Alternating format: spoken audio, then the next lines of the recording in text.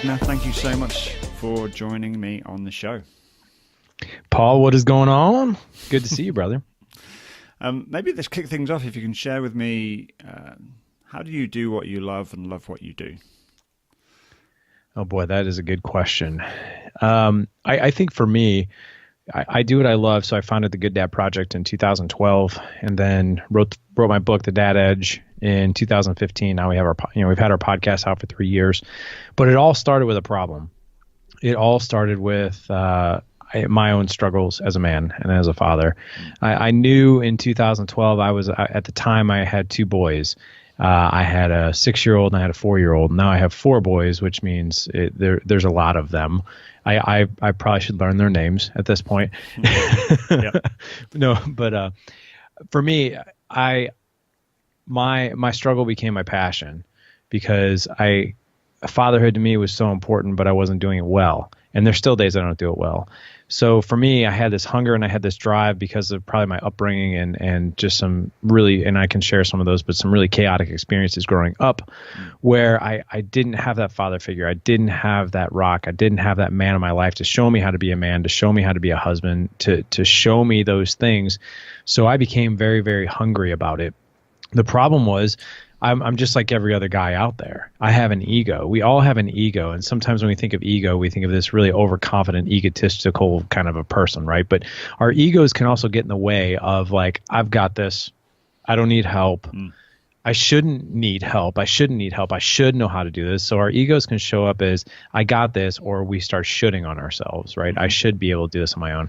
So I knew at one point I had a very low point as a father in 2012, and I was like, I can't do this alone anymore. I have to figure this out. And what I had to do was surrender my ego and just decide I'm going to become a student of fatherhood. I'm just going to become a student.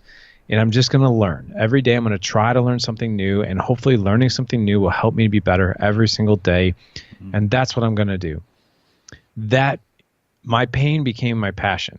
So you're talking about how do you love what you do and do what you love?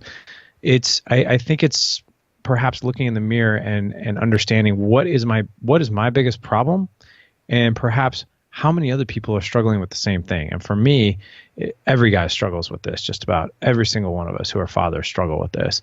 So for me, it became a passion and a desire to always remain curious, to learn, to be better. And my podcast and my mission and my blog and all that other stuff, really what it is a platform of me learning. And I just simply get to share it as I learn it, because I've never claimed to be the expert. I am no guru. I still make 100 mistakes every single day. But having that platform of learning to where other men can learn with me, man, that's just so cool, because we're arm in arm. It's no preaching from a pulpit. It's like, hey, man, I'm just an imperfect moron, and like let's go, let's learn together. I love that. And it's sort of great to be the conduit for that information, to give it out to other people as well. Yeah, that's great. So tell me about the male or the father figures in your life when you were a child. Yeah. So what happened to me, my parents were married in 1971. They had me in 1975. I think I was 9 months old or so when they got divorced. It was a very ugly divorce from what I understand. I don't know many details about it, but I know it was bad. When I don't remember ever spending time with my father, seeing my father. He was pretty much out of the picture. My mom met another guy when I was 4 who became my father, and he was the guy I knew as my father. My dad had signed over parental rights. He thought he was probably doing me a favor, keeping me away from the chaos and the tension between he and my mom. So he became my father. Unfortunately, he was great. He was a great guy. Unfortunately, he didn't probably know how to be a dad either. He did what a lot of us dads do, is when he got stressed out, he would self-medicate through alcohol. And unfortunately, he was probably one of the nicest guys I ever knew. Taught me a lot about manners and respect and everything. But when he drank, he got very mean. And when he got mean, he hit. And when he hit, he would hit, punch, slap, push down, all those other things. So for 6 years, from the time I was 4 to 10, that was my life. That was what I knew as a father. And I think he dealt with depression. I think he dealt with a lot of things. I think he dealt with a lot of demons. Plus, the marriage between he and my mom was really, it was chaotic, especially at the end. So I think towards the end, he probably dealt with, now I'm looking back on it, it took me a while to get to this level.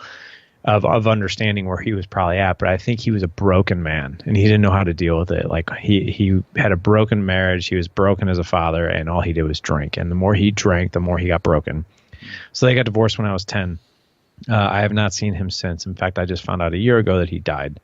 And I found that out because I was served papers from a court here in St. Louis telling me that he had passed away and he left a house to me, which was interesting. That's how I found out he died. And it was 32 years later, and I was his only, I guess, legacy heir.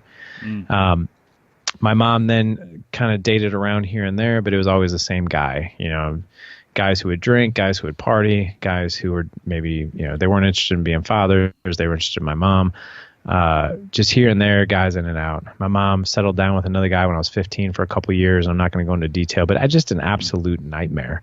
I mean, probably the worst toxic male figure I've ever come across my entire life as far as abuse, physical, mental, emotional, and me as well as my mom. Mm-hmm. So they split up when I was 17. My mom then got remarried in the mid 90s. And at that point, to be honest with you, the last guy she was married to, again, he drank a lot. He was a partier, but at the same time, he was a loving man. But I think at that point in time, I was just sort of done. I was like, I'm done. I'm done with this. Like, I'm not going to have a father figure, and I'm certainly not going to allow another man in my life. Funny thing is 12 years ago when I was 30, I was sitting in a coffee shop here in St. Louis, and I had met my father, my biological father, once when I was 12, just as sort of a short time. And I'm not going to go in, just for the sake of time, I won't go into it how, but we did meet. And so I knew who he was, and I knew his name, and I knew what he looked like. When I was 30, this man came walking into this coffee shop, and he caught my eye, and it was my father. And long story short, it had been years, and he had never been a part of my life really for 30 years. So we ended up talking. And here we are 12, almost 13 years later. And I'm proud to say we have a relationship. He's married to a great woman. He's been married to this woman for 40 years. She is, my stepmom. I have two half brothers that are fantastic. They're unbelievable. We get along great, and it's a rarity. It's a rare situation. And, I would say my dad and I don't call him dad. We don't have a father-son relationship. We more have a friendship. And I think that that's very appropriate for us. I think we're good with that. Both of us are. And that's where we're at. And, my struggle really came as a father. I knew all these things that I wasn't going to do. So I knew I wasn't going to hit my kids. I knew I wasn't going to, throw beer bottles at them. I knew I wasn't going to call them names, cuss at them, get drunk, and all this other stuff. But I was in limbo. I didn't know what to do. So that's where the Good Dad Project, the Dad Edge, really came from. Was like, okay, I know what not to do. I have no idea what to do though. Like, so what do you do? And there's no manual out there. There's nothing that's going to. There's not. Damn it. Yeah, I know. So we're building it. We're building the systems. We're building the processes to help men be better men, better fathers, better husbands. Because there's really not much out there. No, indeed. I've got just a couple of questions around your biological father, if I may. And back then when you were 12, did you have a preconceived expectation when you met him at 12 of how you thought that meeting would go? Wow, that's a good question. I did. And I think as I look back on it, I probably looked at it the same way a guy would look at a girl that he was dating out of his league, if that makes sense. Like the guy would be so excited and so overjoyed and like almost like this desperate energy, right? Oh my God, I hope this works out. It's like, she's so beautiful. I hope it works out. I hope it works out. I want to be everything I think I can be, and I want to be more, and I'm going to try really, really hard so this person accepts me. And I think that's the energy that I probably gave off when I was 12, because I really, my mom just got divorced. It was a really ugly divorce, and I really wanted a dad in my life. And I was so curious about who this man was that I was a part of. I think I tried really, really hard as this kid to have him in my life. Unfortunately, and again, I'm not going to go into detail on it because in the sake of time, but it just wasn't in the cards for us at that time. Mm-hmm.